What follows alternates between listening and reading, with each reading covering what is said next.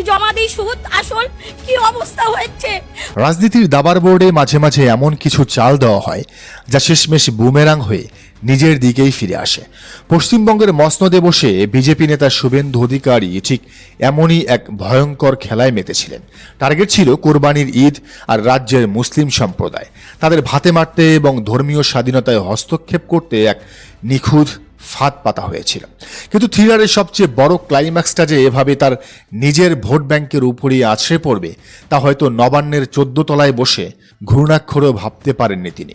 মুসলমানদের এক নজিরবিহীন এবং নীরব মাস্টার স্ট্রোকের কাছে রীতিমতো কুপোকাত হয়ে পড়েছেন শুভেন্দু অধিকারী। একদিকে গোরক্ষার দম্ভ, অন্যদিকে হিন্দু খামারিদের বুক ফাটা হাহাকার। সব মিলিয়ে পশ্চিমবঙ্গের রাজনীতি এখন এক শ্বাসরুদ্ধকর ক্লাইম্যাক্সের দিকে এগিয়ে যাচ্ছে। ঘটনা শুরু কোরবানির ঠিক আগ মুহূর্তে নবান্ন থেকে এক অলিখিত অথচ কঠোর ফতোয়া জারি করা হলো। বলা হলো রাজ্যের সরকারের পূর্বানুমতি ছাড়া কোনো গরু বা মহিষ জবে করা যাবে না। শুধু তাই নয়, জবে করতে হলে সেই গবাদি পশুর বয়স হতে হবে কমপক্ষে 14 বছর। 14 বছরের নিচে কোনো সুস্থ সবল গরু কেউ বিক্রিও করতে পারবে না, কিনতেও পারবে না। এই অদ্ভুত এবং অবাস্তব আইন বাস্তবায়নে অতি উৎসাহী হয়ে রাস্তায় নেমে পড়ল বিজেপির নবনির্বাচিত বিধায়করা। উত্তর 24 পরগনার হিঙ্গলগঞ্জে খোদ বিজেপি এমএলএ রেখা পাত্র রীতিমতো পুলিশ সেজে রাস্তায় গবাদি পশুবাহী গাড়ি আটকাচ্ছিলেন। আর গাড়ি থামিয়ে তিনি যা জানতে চাইলেন তা শুনে হাসিতে ফেটে পড়ছে পুরো রাজ্য। তিনি গরুর বার্থ সার্টিফিকেট বা জন্ম সনদ দাবি করছেন। তৃণমূল কংগ্রেস সহ বিরোধী দলগুলো এই ঘটনা নিয়ে তীব্র কটাক্ষ ছুড়ে দিচ্ছে, কিন্তু বিজেপির এই হাস্যকর এবং উস্কানিমূলক বাড়াবাড়ির জবাব মুসলিমরা কিভাবে দেবে? দাঙ্গা, প্রতিবাদ? না, এখানেই লুকিয়ে আছে থ্রিলারের সবচেয়ে বড় চমক। বিজেপির এই আইনি কড়াকড়ি আর হেনস্থার জবাবে পশ্চিমবঙ্গের মুসলিমরা এক নজিরবিহীন এবং নীরব কৌশল বেছে নিয়েছেন, যা এক লহমায় শুভেন্দু অধিকারীর সমস্ত ব্লুপ্রিন্ট ধূলিসাৎ করে দিয়েছে। কলকাতার ঐতিহ্যবাহী নাখোদা মসজিদের ইমাম মাওলানা মোহাম্মদ শফিক কাশেমি এক যুগান্তকারী আহ্বান জানান। তার সেই আহ্বানে সাড়া দিয়ে রাজ্যের মুসলিমরা শুধু কোরবানি নয়, গরুর মাংস খাওয়া থেকেই নিজেদের সম্পূর্ণ গুটিয়ে নিয়েছেন। তারা অত্যন্ত ঠান্ডা মাথায় জানিয়ে দিয়েছেন, রাস্তায় গরুর জন্মসনদ দেখিয়ে হেনস্থা হওয়ার চেয়ে, উগ্র হিন্দুত্ববাদীদের হাতে প্রাণ সংশয়ে ভোগার চেয়ে তারা গরুই কিনবেন না। ঈদের আগে গরু কেনা সম্পূর্ণ বন্ধ। এই একটা মাত্র সিদ্ধান্তই পশ্চিমবঙ্গের গ্রামীণ অর্থনীতিতে এক ভয়ঙ্কর ভূমিকম্পের সৃষ্টি করেছে। মুসলিমদের এই বয়কটের ফলে তৈরি হয়েছে এক বিপরীতমুখী এবং ভয়াবহ সংকট। পশ্চিমবঙ্গে শুধুমাত্র কোরবানির ঈদকে কেন্দ্র করে বিপুল অর্থ এবং শ্রম বিনিয়োগ করে গরু মোটাতাজা করেন হিন্দু সম্প্রদায়ের হাজার হাজার প্রান্তিক খামারি। তারা ব্যাংক থেকে ঋণ নিয়ে স্ত্রীর গয়না বন্ধক রেখে খামারে পুঁজি খাটান।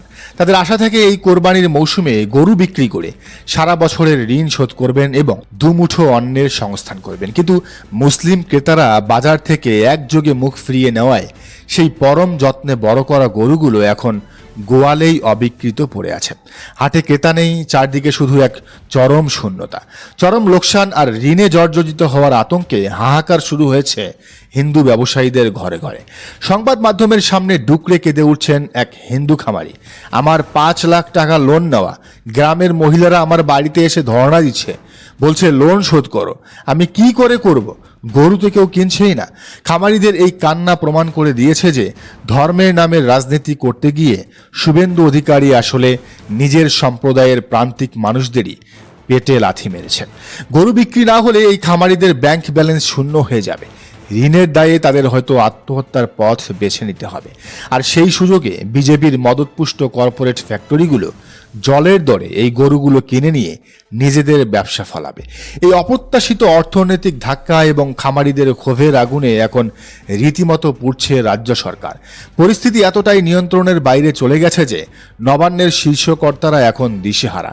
18 মে সোমবার রাজ্য মন্ত্রিসভার এক অতি গুরুত্বপূর্ণ এবং রুদ্ধদ্বার বৈঠক শেষে পশ্চিমবঙ্গের নারী ও শিশু কল্যাণ মন্ত্রী অগ্নিমিত্রা পাল সাংবাদিকদের মুখোমুখি হন।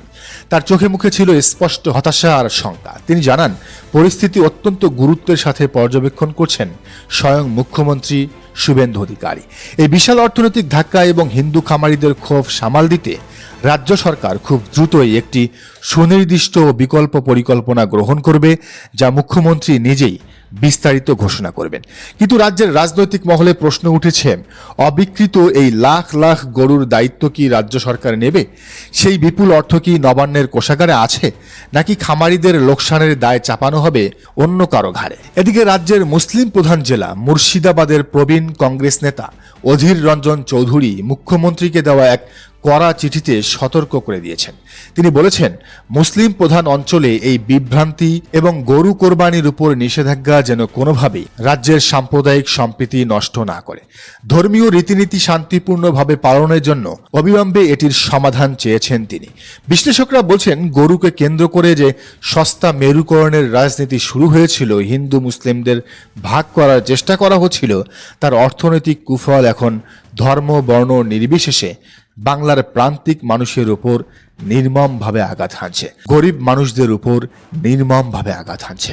কলকাতার পার্ক সার্কাস সহ বিভিন্ন এলাকার রেস্তোরাঁগুলো থেকে গরুর মাংস উধাও হয়ে গেছে। চামড়া ও মাংস ব্যবসার সাথে জড়িত লাখ লাখ মানুষ রাতারাতি কর্মহীন হয়ে পড়েছেন। আর খামারিদের এই বিশাল আর্থিক ক্ষতি পশ্চিমবঙ্গের অর্থনীতিকে ঠিক কোথায় নিয়ে দাঁড় করাবে, সেটাই এখন সবচেয়ে বড় প্রশ্ন।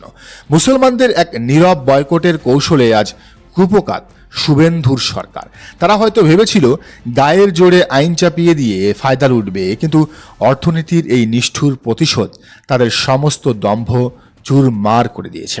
রাজনীতি আর ধর্মের এই ভয়ঙ্কর ককটেলে বাংলার ভবিষ্যৎ আজ এক খাদের কিনারে।